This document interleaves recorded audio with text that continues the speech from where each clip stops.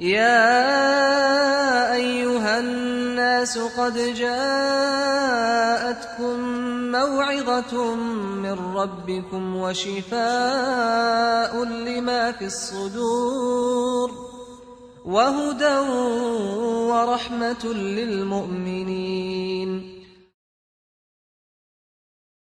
الحمد لله وحده والصلاة والسلام على من لا نبي بعده أما بعد أعوذ بالله من الشيطان الرجيم بسم الله الرحمن الرحيم وتعاونوا على البر والتقوى ولا تعاونوا على الإثم والعدوان واتقوا الله إن الله شديد العقاب. خواتین و حضرات، اللہ تعالیٰ کی تعریف و توصیف کے بعد درود و سلام ہو سارے انبیاء کرام پر، خصوصاً خاتم النبیین شفیع المذنبین احمد مجتبی محمد مصطفیٰ صلی اللہ علیہ وسلم پر۔ ہر روز کی طرح آج بھی آپ کے خدمت میں اسٹوڈیو اسلام کے ذریعے سورۃ المائدہ پیش کیا جا رہا ہے۔ مائدہ دسترخوان کو کہا جاتا ہے، لیکن یہ سورہ کا ہیڈنگ یا ٹائٹل نہیں ہے۔ اکثر سورتوں کے نام اس سورے میں سب سے پہلے یا کوئی آیت کا ایک حصہ ہوتا ہے جو اس کا نام رکھا جاتا ہے۔ ہاں، چند صورتیں ایسی ہیں کہ جیسا نام ہوتا ہے صرف اور صرف اسی کے تعلق سے گفتگو ہوتی ہے۔ بعض صورتیں ایسی ہیں کہ جو نام ہوتا ہے تو اس کے اکثر مسائل اس کے جیسے ہوتے ہیں۔ بہرکیف اس سورہ کا نام سورۃ المائدہ ہے۔ لوگ کھانے پینے کے بارے میں بھی بہت بے احتیاطی کرتے ہیں، جو چاہے وہ کھا لیتے ہیں، جیسا چاہے ویسا کھاتے ہیں، حلال و حرام کی تمیز نہیں رکھتے ہیں۔ اسلام نے ہمیں اس کے بارے میں بھی رہنمائی کی ہے، تو وہ ساری چیزیں آئیں گی، لیکن سب سے پہلے یہ آیت ہے جو پہلی بار شروع ہو رہی ہے، یا ایھا الذین آمنوا، اے ایمان والو۔ اس سے پہلے سورۃ النساء یا ایھا الناس تھا، اے انسانوں، سارے انسانوں سے۔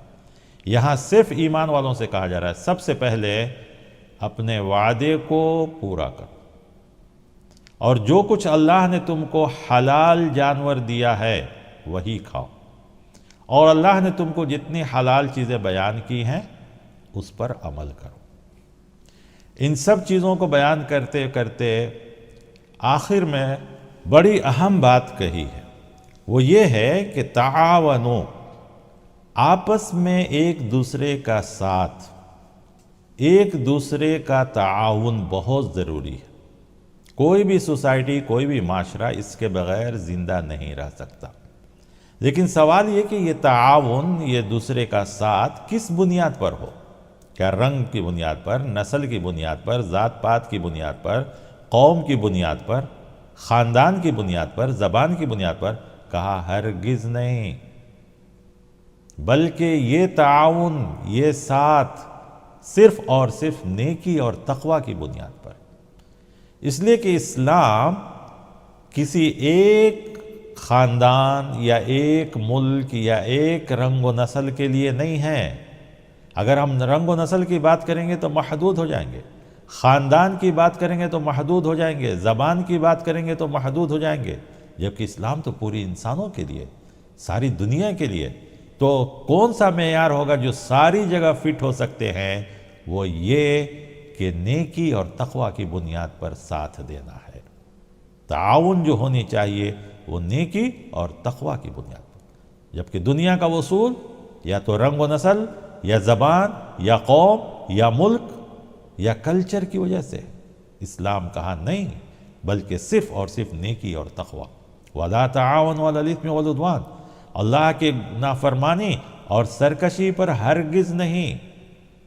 عربوں میں ایک طریقہ تھا، وہ نعرہ لگاتے تھے انصر اخاک ظالما او مظلوما، اپنے بھائی کی مدد کرو، خواہ وہ ظالم ہو یا مظلوم ہو، ہر حال میں بھائی کی مدد کرو۔ اسلام نے اس کو باقی رکھا، لیکن اس کا معنی بدل دیا، کہا انصر اخاک ظالما او مظلوما، تمہارا بھائی اگر ظالم ہے تو اس کو ظلم سے روکو، اور مظلوم کی تو مدد سب کو ہی کہتا ہے کہ مظلوم کی مدد تو کرنی ہی چاہیے۔ لیکن عرب کہتے تھے جاہلیت کے زمانے میں کہ نہیں، بھائی اگر ظالم بھی ہے تو بھائی کی ہی مدد کرو۔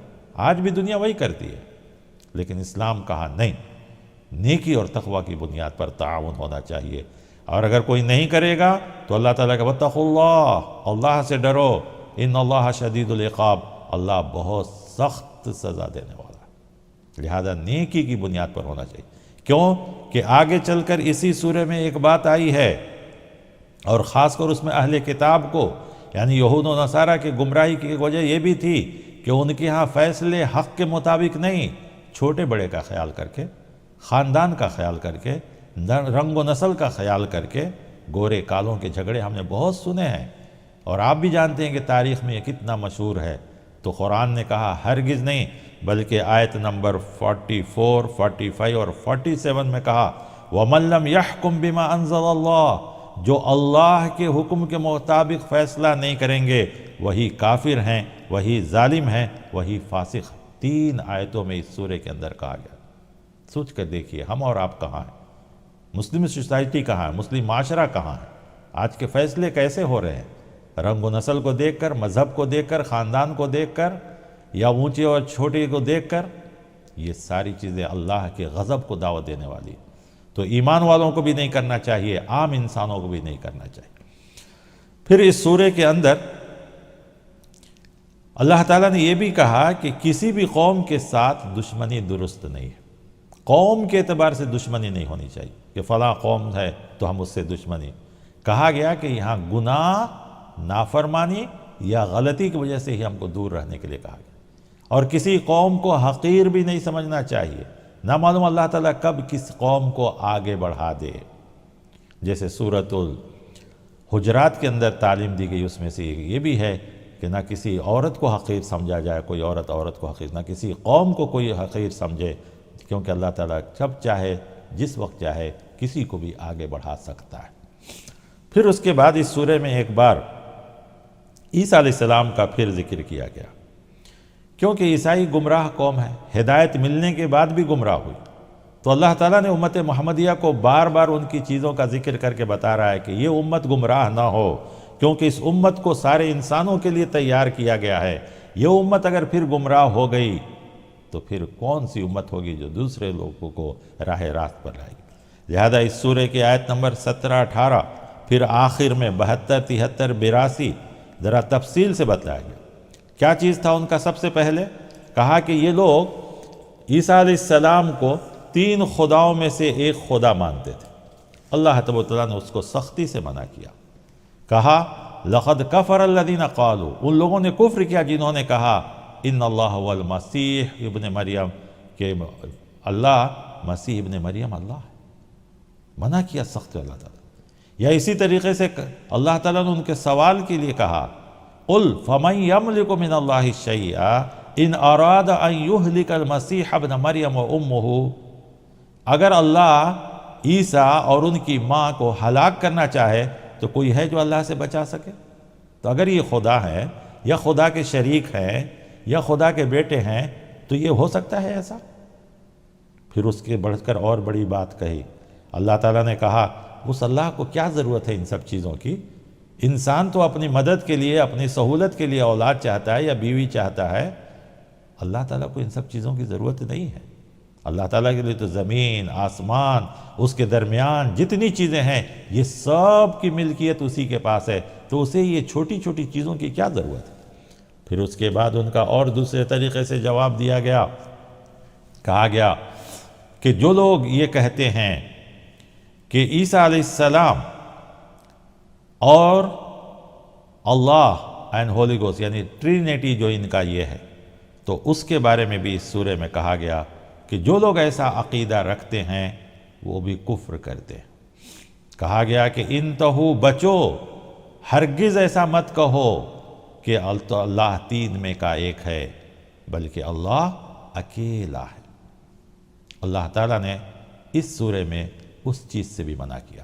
ہمیں اور آپ کو بھی سوچنا چاہیے کہ ہم بھی اللہ تعالیٰ کے ساتھ اس کے صفات میں انسانوں کو شامل کرتے ہیں محبت کی وجہ سے۔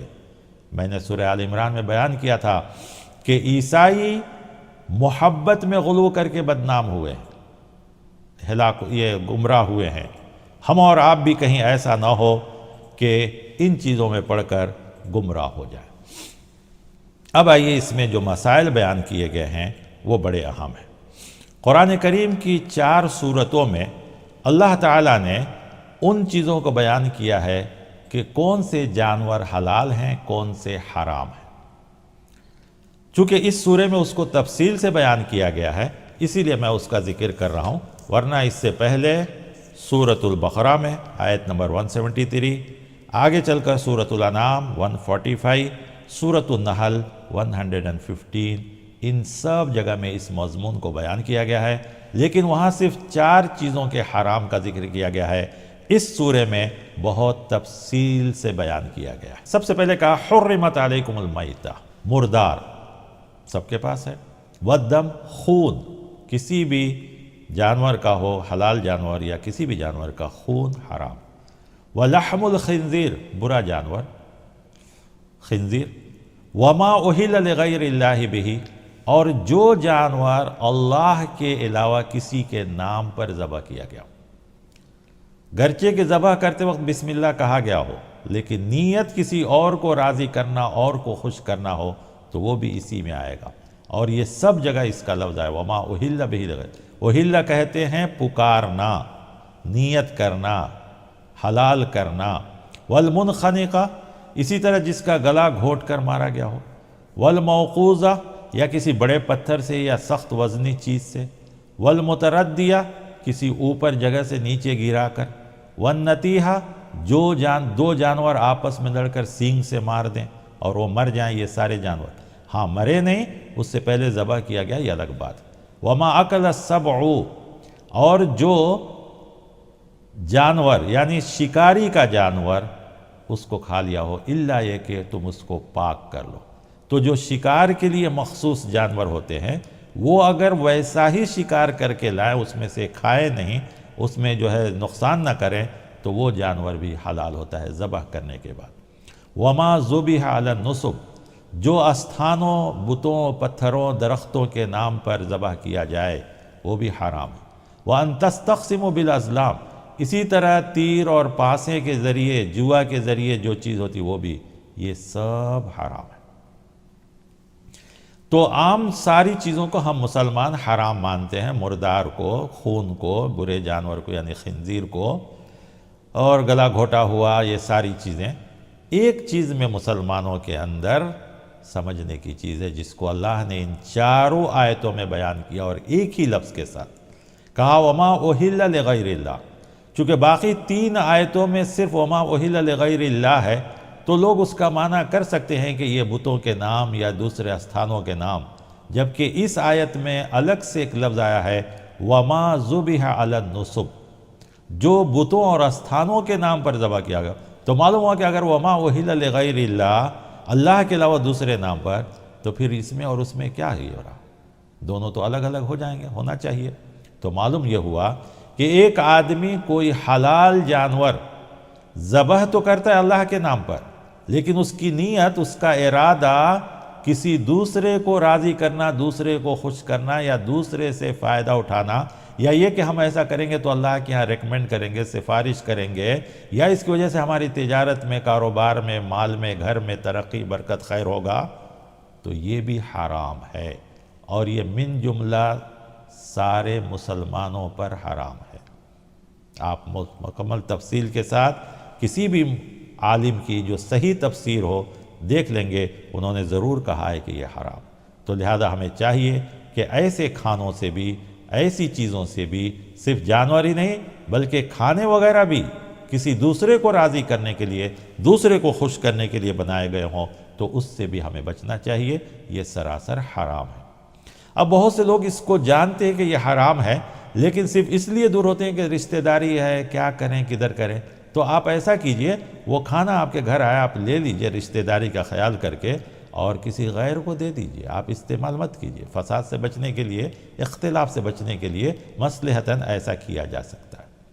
پھر اس کے بعد اسی آیت کے آخر میں اللہ تبارک و تعالیٰ نے کہا الیوم اکملت لکم دینکم، یعنی جہاں یہ پورے حرام چیزوں کو ذکر کرنے کے بعد اور کہا جاتا ہے کہ یہ آخری آیت ہے جو نازل ہوئی ہے، آیت، سورت اس کے بعد بھی نازل ہوئی ہے، کہا آج دین مکمل ہو گیا۔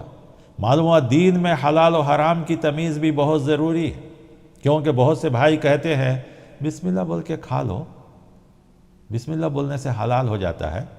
کیا بسم اللہ بول کے مرچی کھائیں گے اس کی کھارپن کم ہو جائے گی؟ تو جب ایک مرچی کی تیز کو بسم اللہ کم نہیں کر سکتا ہے تو حرام کو حلال جو ہے بنا سکتا ہے؟ یہ ہمارے غلط خیالات ہیں، یہ غلط بات ہمارے ذہنوں میں ڈال دیا، شیطان نے ہم کو گمراہ کر دیا کہ بسم اللہ بولنے سے حلال۔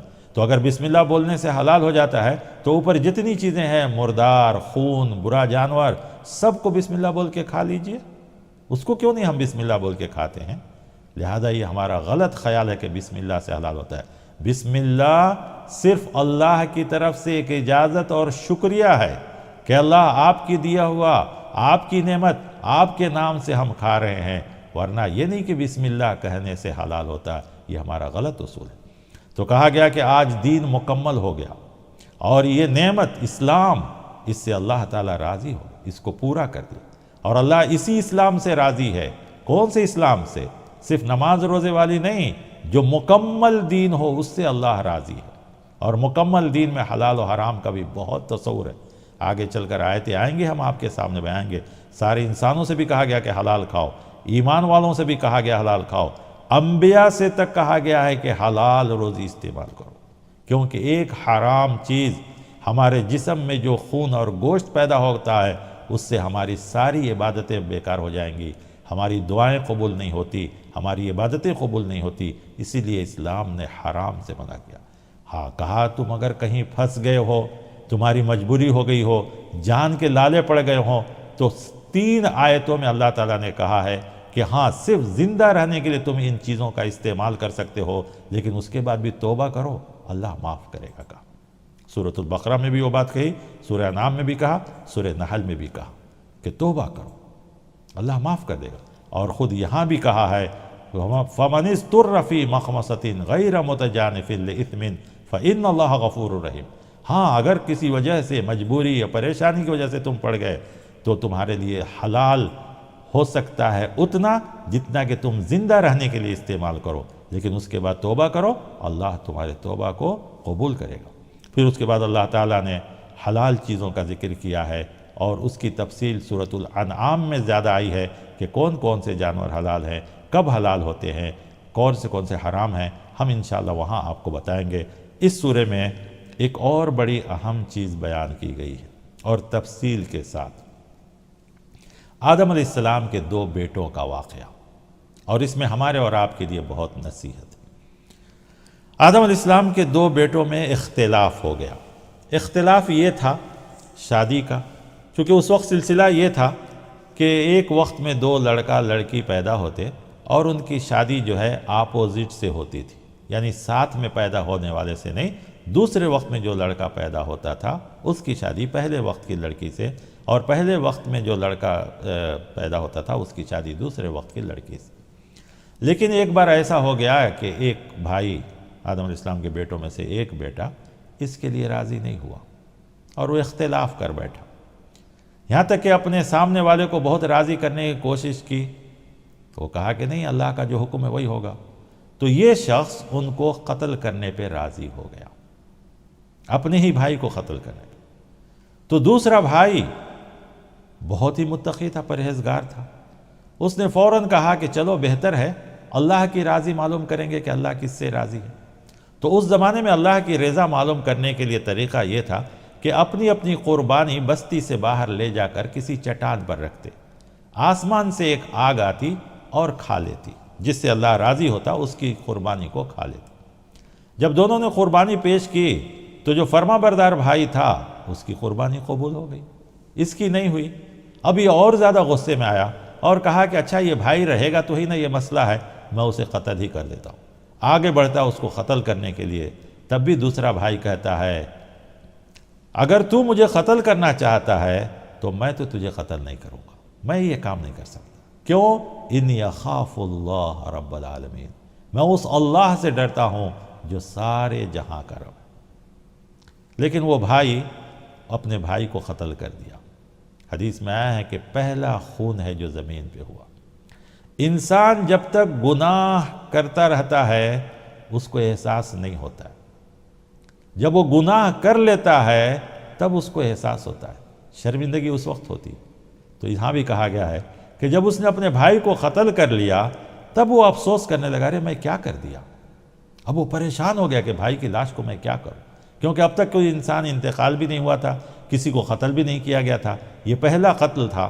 اسی لیے حدیث میں آیا ہے کہ جو انسان کسی انسان کو ناحق قتل کرتا ہے اس کا گناہ بھی ان کے سر پر جاتا ہے جس نے اپنے بھائی کو قتل کیا تھا۔ حابیل اور قابیل کا واقعہ یہ ہے، کیونکہ آپ یہ بار بار سنتے ہیں، اس لیے میں مختصر بات کہوں، اس میں جو نصیحت کی بات وہی ہے کہ سب سے پہلے قتل تھا، وہ بہت شرمندہ ہوا تو اللہ تعالیٰ نے ایک کوے کو بھیجا۔ یاد رکھیے، انسان دنیا میں سب سے زیادہ عقل مند ہے، چالاک ہے، ہوشیار ہے، علم ہے، سب کچھ ہے، لیکن انسان جب گناہ کرتا ہے تو اس کی عقل ماری جاتی ہے، اور اللہ تعالیٰ اس کو سمجھانے کے لیے کوے کو بھیجا جو ایک پرندہ ہے، اور وہ پرندہ آیا اور زمین کو کھودا، لاش کو کھینچا، زمین کو کھودا، لاش کو کھینچا، تب اس کی عقل سمجھ میں آئی۔ تو معلوم ہوا کہ انسان کی فطرت میں نیکی ہے، لیکن گناہ جب اس کے اوپر حاوی ہو جاتی ہے تو اس کی نیکی ختم ہو جاتی ہے، اس کی سوچ سمجھ ختم ہو جاتی ہے۔ اسی لیے ہم کو گناہ سے دور رہنے کے لیے کہا گیا، کیونکہ گناہ ہماری سوچ سمجھ اچھائی کو ختم کر دیتی ہے۔ تو اس کے بعد اس نے پھر دفن کیا اور وہ سارا معاملہ یہاں تک ہوا۔ تو اس واقعے میں ہمیں اور آپ کو بتلایا گیا کہ یہ آدم علیہ السلام کے 2 بیٹوں کے واقعے کو اللہ تعالیٰ نے کہا کہ آپ بیان کیجئے لوگوں میں، آپ لوگوں کو بتلائیے کہ یہ ایسا ہوا۔ تو معلوم ہوا کہ ہمیں اور آپ کو ناحق قتل سے بچنا چاہیے۔ دوسری چیز، اللہ کے فیصلے پر راضی رہنا چاہیے۔ اس سورے میں بھی چند مسائل ہیں۔ سب سے پہلے مسائل میں یہ بتلایا گیا کہ آپ صلی اللہ علیہ وسلم کو جو شریعت دی گئی ہے، آپ کو خود کہا گیا ہے کہ اس شریعت کو پوری طریقے سے تبلیغ کیجیے۔ بلغ ما انزل الیک من ربک، آپ کے رب کی طرف سے جو حکم ہوا ہے اس کو پہنچائیے۔ اگر آپ نہیں کریں گے تو گویا آپ نے حق ادا نہیں کیا۔ اب پیارے نبی صلی اللہ علیہ وسلم کے بعد امت کا کام ہے یہ، اس امت کو خیر امت جو سورہ آل عمران، سورہ بقرہ اس میں کہا گیا، تو ہمارا کام یہی ہے کہ دوسروں تک اس رسالت کو پہنچانا، اس قرآن کو پہنچانا۔ اگر ہم نہیں کریں گے اللہ کے پاس جواب دہی ہوگی۔ یہ ہماری ڈیوٹی ہے، ہمارے اوپر فرض ہے، کمپلسری ہے۔ اگر پورے مسلمان نہیں تو کم سے کم چند لوگوں کو تو ضرور یہ کام کرنا چاہیے، ورنہ اللہ کو جواب دینا پڑے گا۔ پھر اس کے علاوہ ایک اور مسئلہ اس میں بیان کیا گیا ہے، اور وہ بھی بڑا اہم مسئلہ ہے مسلمانوں کا، وہ ہے وسیلہ۔ وسیلہ یعنی اللہ تک پہنچنے کا راستہ اختیار کرنا۔ صحیح وسیلہ ہے، شریعت میں اسلام میں ہے وسیلہ، اس میں کوئی غلط چیز نہیں، لیکن شرعی وسیلہ کیا ہے؟ شرعی وسیلہ اپنے اعمال کا ہے۔ ہم کوئی بھی عمل کریں اس کے ذریعے سے ہم اللہ کی طرف پہنچ سکتے ہیں، نوافل کے ذریعے۔ فرائض تو فرض ہیں، سنت سنت ہیں، نوافل کوئی بھی عمل، روزہ، نماز، زکوٰۃ، عمرہ، حج، ان سب اعمال کے ذریعے ہم اللہ سے قریب ہو سکتے ہیں۔ غریب و مسکین کو کھلانے کے ذریعے، انسانوں کے ساتھ ہمدردی کرنے کے ذریعے، ان سب کے ذریعے ہم اللہ سے پہنچ سکتے ہیں۔ لیکن لوگوں میں جو رائج ہو گیا مسلمانوں میں کہ فلاں سے ہم منسلک ہو جائیں گے، فلاں سے منسوب ہو جائیں گے۔ ٹھیک ہے، اگر آپ کی نیت ان کی نیکی اور تقوی کو صرف حاصل کرنا ہے تب، یہ نہیں کہ ہاں ان سے منسوب ہونے کی وجہ سے وہ ہم کو قریب کریں گے، یہ غلط بات ہے۔ آگے چل کر آیتیں آئیں گی سورۃ الاعراف میں، وہاں ہم اس آیت پر اور تفصیل سے بتلائیں گے۔ تو یاد رکھیے، ہم وسیلہ کا انکار نہیں کرتے، لیکن وسیلہ اعمال شرعی کا ہے۔ شرعی وسیلہ جائز ہے۔ ہم اپنے عمل سے، آپ صلی اللہ علیہ وسلم فرماتے ہیں کہ تم میں سے جو اللہ سے قریب ہونا چاہتا ہے اس کو چاہیے کہ کثرت سے نفل پڑھے، نفل کام کرے، نفل نماز، نفل روزے، نفل صدقہ خیرات، نفل حج عمرے، یہ سب شرعی وسیلہ ہے۔ تو اس وسیلے کا کوئی انکار نہیں کرتا ہے۔ بہت سے لوگ کہتے ہیں کہ نہیں فلاں لوگ وسیلے کا انکار کرتے، وسیلے کا انکار کسی پر۔ ہم شرعی وسیلے کے قائل ہیں، جو غیر شرعی وسیلہ ہے وہ ہرگز نہیں ہو سکتا، اور اس کی جو مثالیں دی جاتی ہیں وہ سب انشاءاللہ وہاں پر سورۃ الاعراف کے اندر آئے گی، وہاں ہم بیان کریں گے۔ پھر اس کے بعد اس سورے کے اندر کچھ قوانین بیان کیے گئے۔ ابھی آپ نے اس سے پہلے سورے میں تیمم کا مسئلہ اس میں وضو کا مسئلہ بیان کیا گیا کہ وضو میں فرض جو ہے چہرہ، ہاتھ، پیر دھونا، سر کا مسح کرنا، یہ سب فرائض۔ لیکن اگر کسی انسان کو یہاں بھی کہا گیا کہ پانی نہ ملے تو وہ تیمم کر لے سکتا ہے پاک مٹی سے، اور وہ تیمم بھی وضو کا بدل ہوگا۔ وضو ایک بہترین عمل ہے، ہم اس کو معمولی سمجھتے ہیں، اور بہت سے لوگ وضو میں بھی بہت سی غلطیاں کرتے ہیں۔ قرآن نے اس کا حکم دیا گیا، ایمان والوں سے کہا گیا وضو اچھی طرح ہونی چاہیے، اس لیے کہ نماز کا دار و مدار وضو پر ہے۔ لا صلاۃ لمن لا وضو لہ، جس کی وضو صحیح نہیں ہوگی نماز نہیں ہوگی۔ پیارے نبی صلی اللہ علیہ وسلم کے پاس ایک صحابی اپنی پریشانی کا ذکر کیے تو آپ صلی اللہ علیہ وسلم نے کہا جاؤ اچھی طرح وضو کرو۔ اچھی طرح وضو کا مطلب یہ نہیں کہ زیادہ پانی بہانا، بلکہ جن اعضاء کو دھونے کے لیے کہا گیا ہے دھوتے وقت یہ تصور کرنا کہ میں صرف ہاتھ منہ نہیں دھو رہا ہوں، بلکہ میں پاک ہو رہا ہوں میرے رب کے سامنے حاضر ہونے کے لیے، اللہ کے سامنے حاضر ہونے کے لیے پاک ہو۔ تو وضو ہمارے ظاہری گناہوں کو دھو دیتی ہے، اور وضو کے بعد جب ہم اللہ کو یاد کرتے ہیں، نماز پڑھتے ہیں، توبہ کرتے ہیں، ذکر کرتے ہیں، تو ہمارے باطنی گناہوں کو دھو دیتی ہے۔ اسی لیے وضو کے بعد ہم دعا پڑھتے ہیں اللہم اجعلنی من التوابین واجعلنی من المتطہرین، اے اللہ ہم کو توبہ کرنے والا، استغفار کرنے والا بنا، اور ہم کو پاک کر دے، ظاہر اور باطن دونوں ہمارا پاک کر دے۔ تو وضو کا ذکر جب کیا گیا ہے تو اس کا مطلب ہے کہ اس کی بڑی اہمیت ہے۔ پھر اس کے بعد کہا گیا اہل کتاب سے دوستی۔ اسلام سارے انسانوں سے دوستی کرنے کے لیے کرتا ہے، لیکن اگر کوئی شخص اسلام کا دشمن ہے، کھلم کھلا دشمنی کرتا ہے، مسلمانوں سے دوستی کر کے ان سے راز لے کر اپنے اس کے سامنے پروگرام یا شرارت کے پروگرام بناتا ہے، تو کہا گیا کہ راز کے معاملے میں تم مومن کے علاوہ کسی سے دوستی نہ کرو۔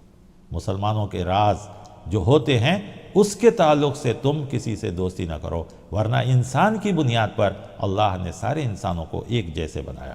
کیونکہ بعض لوگ اس پر اعتراض کرتے ہیں کہ ان آیتوں میں آیا ہے کہ تم کافروں سے، تو یہ سب اصل بات ہے راز کے بارے میں، ورنہ عام انسانوں کے ساتھ جیسا ہم رہتے ہیں سارے انسانوں کے ساتھ رہنا چاہیے۔ پھر اس سورے میں قسم کا کفارہ بیان کیا گیا۔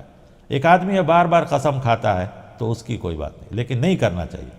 لیکن جب آپ ارادے کے ساتھ قسم کھائیں گے کہ میں یہ کام نہیں کروں گا، میں یہاں نہیں جاؤں گا، میں یہ نہیں، تو کہا گیا کہ باقاعدہ اس کا کفارہ ادا کرنا چاہیے اگر وہ دوبارہ کام کریں گے۔ تو وہ یہ ہے کہ 10 مسکین کو کھانا کھلانا، غلام کو آزاد کرنا، یا 10 آدمی کو کپڑے پہنانا درمیانی قسم کے۔ پھر اس کے بعد اسی سورے کے اندر شراب کی وہ آخری آیت نازل ہوئی جس کو اور صورتوں میں پہلی اور دوسری نازل ہوئی۔ چونکہ شراب ان کی گھٹی میں پلی ہوئی تھی، تو اسلام کی فطرت دیکھیے کہ جو چیز انسان کے اندر بہت زیادہ رچ بس گیا ہے تو اسلام اس کو سختی سے منع نہیں کرتا، پہلے اس کے گناہ کو ہلکا کرتا ہے، پھر اور ہلکا کرتا ہے، اس کے بعد حرام کرتا ہے۔ گویا یہ تربیت کا طریقہ بتلایا گیا کہ کسی قوم میں، کسی انسان میں اگر کوئی چیز بہت زیادہ گھٹی ہے، بہت زیادہ رچ بس گیا ہے، تو اس کو آہستہ آہستہ اصلاح کرو، سختی نہیں کرو۔ تو چونکہ شراب ان کے اندر بہت زیادہ تھی، باپ، بیٹے، شوہر، بیوی، گھر کے سارے افراد کوئی قباحت نہیں سمجھتے تھے، ایک ساتھ اس کو استعمال کرتے تھے، جیسا آج بھی یورپین تہذیب میں یہ چیز ہے۔ تو کہا گیا، پہلے اس کو بتلایا کہ شراب پی کر نماز کو نہ جاؤ، یہ منع کیا۔ تو بہت سے لوگ دوسرے وقت میں پیتے تھے۔ پھر اس کے بعد کہا کہ دیکھو اس میں کچھ فائدہ ہے، نقصان بھی ہے، لیکن فائدہ کم ہے، نقصان زیادہ ہے۔ تو بہت سے لوگ جو سمجھدار تھے وہ سمجھے تو دور ہو گئے۔ اب اس کے بعد صاف صاف کہہ دیا کہ اس میں اخلاقی خرابیاں ہیں، یہ حرام ہے، تم رک جاؤ۔ جب یہ آیت نازل ہوئی تو آپ بیانوں میں سنے ہوں گے کہ مدینے میں شراب کی ندیاں بہہ گئی، نالوں میں سب شراب بہہ گیا۔ کیسے لوگ ہوں گے، دیکھیں ان کا ایمان، کل تک ان کی گھٹی میں پلی تھی، لیکن آج ایک لفظ اب کہہ دیا حرام تو سارے لوگ نکال۔ آج لوگ فیشن سمجھتے ہیں شراب پینا، دوستی کا تقاضا بتلاتے ہیں، یہ سب حرام ہے، یاد رکھیں۔ اس کی بڑی سخت حرمت ہے جو پھر کبھی آپ کے سامنے پیش کیا جائے۔ پھر اس کے بعد 2 مسئلے اور بیان کیے گئے۔ ایک کہا گیا کہ احرام کی حالت میں شکار جائز نہیں۔ جب آدمی عمرہ کے لیے، حج کے لیے جا رہا ہے تو اس زمانے میں چونکہ اونٹوں پر چل کر جاتے تھے، راستے بہت لمبے ہوتے تھے، روزی کی ضرورت پڑتی تھی، تو کہا گیا کہ زمین کے جانوروں کا احرام کی حالت میں شکار نہیں کر سکتے۔ ہاں اگر کوئی دوسرا آدمی آپ کی مہمان نوازی کے لیے کرے تو وہ الگ بات ہے، لیکن جو سمندر کے جانور ہیں ان کا شکار کیا جا سکتا ہے احرام کی حالت میں۔ تو یہ چند مسائل بھی اس سورہ کے اندر بیان کیے گئے ہیں۔ آخر میں مائدہ جو نام ہے اس کا ذکر کیا گیا ہے، یہ لفظ 2 بار آیا ہے اس سورہ میں، ایک آیت نمبر 112 114۔ اس میں ہمارے اور آپ کے لیے بھی بہت سی نصیحت ہے، وہ یہ کہ لوگوں نے عیسیٰ علیہ السلام سے درخواست کیا کہ ایک دسترخوان آپ نازل کرائیے جس میں پورے کھانے کی چیزیں ہوں، ہم اور آپ اس میں کھائیں اور اللہ کا شکر ادا کریں۔ عیسیٰ علیہ السلام نے دعا کی تو اللہ تعالیٰ نے کہا میرے لیے تو کوئی مشکل نہیں ہے، میں ضرور نازل کروں گا، لیکن یاد رکھو اگر اس کے بعد ایمان پر نہیں لائے تو ہم اس کو ایسا سخت عذاب دیں گے جو آج تک کسی کو نہیں۔ تو عیسیٰ علیہ السلام تو پہلے بہت ڈرے، لیکن انہوں نے اللہ سے دعا کی، دسترخوان آیا سامنے ایک دم۔ اب لوگ اس میں بحث کرتے ہیں یہ تھا وہ تھا، ہم کو ضرورت نہیں ہے، قرآن نے بیان نہیں کیا۔ بہرحال کھانے کی چیز تھی، حلال چیز تھی، آیا کھا لی۔ لیکن اس کے بعد ہمارے اور آپ کے لیے اس میں یہ نصیحت ہے کہ اللہ جب نعمت دے تو شکران نعمت کرنی چاہیے۔ کفران نعمت کریں گے، ناشکری کریں گے تو اسی لیے اللہ تعالیٰ ہماری روزیوں سے برکت کو نکال لیتے، کیونکہ ہم روزیوں میں صرف اپنی روزی سمجھ جاتے ہیں، غریب مسکین یتیم کا خیال نہیں رکھتے۔ تو کبھی بھی شکران نعمت ہونی چاہیے۔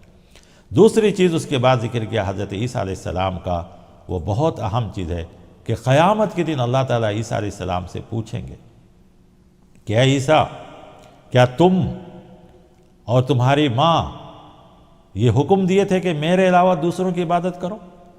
تو اللہ تعالیٰ کے اس سوال پر عیسیٰ علیہ السلام کہیں گے ہرگز نہیں اللہ، سبحانک، اے اللہ ہم اس سے پاک، تو پاک ہے، ہم اس سے بری۔ میں نے جو کچھ کہا اپنی زندگی میں آپ جانتے، جب تک میں ان کے درمیان تھا آپ جانتے، جب میں آ گیا وہ بھی آپ جانتے۔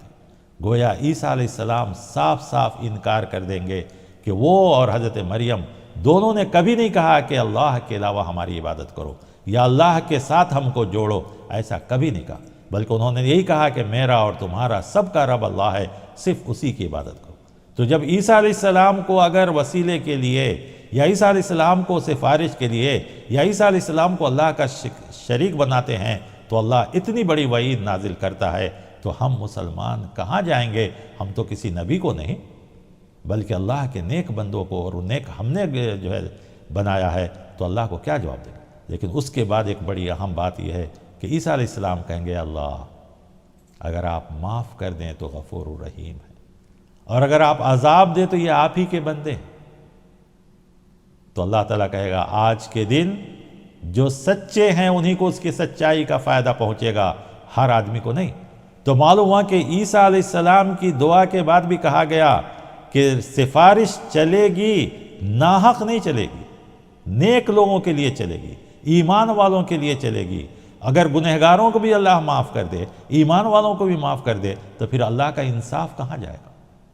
لہذا ہمیں چاہیے کہ دنیا میں ہوش میں آئیں اور ایسے ویسے چیزوں پر اپنے عقیدے کو، ایمان کو خراب نہ کریں، اپنے عمل کو خراب نہ کریں۔